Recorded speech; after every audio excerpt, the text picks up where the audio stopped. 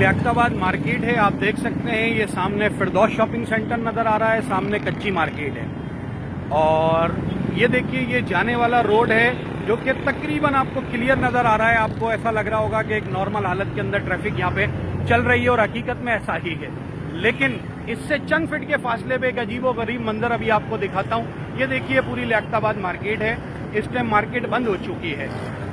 वो अजीबो गरीब मंजर क्या है, ये आप देख सकते हैं कि पीछे लियाकताबाद 10 नंबर का डाक खाने का जो पुल है, वो इस टाइम पूरा का पूरा ट्रैफिक से जाम हुआ हुआ है। सबब उसका क्या है? सबब उसका सिर्फ और सिर्फ ये है कि आप ये देखिए कि लियाकताबाद मार्केट में इस जगह पर एक रोड को क्रॉस करने के लिए रास्ता बनाया हुआ है। बावजूद इसके कि देखें, जहां मैं खड़ा हुआ हूं, यहां पर ये लोग सामने अंडरग्राउंड मार्केट के अंदर जा रहे हैं।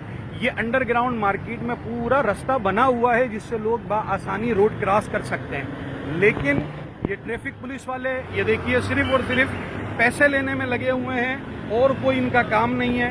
ये पैसे लेने में लगे हुए हैं और अपने जो फराइज हैं उससे गाफिल हैं। ये पूरी पब्लिक की मैं आपको ये हालत दिखाता हूँ कि इस टाइम ट्रैफिक की हालत क्या है।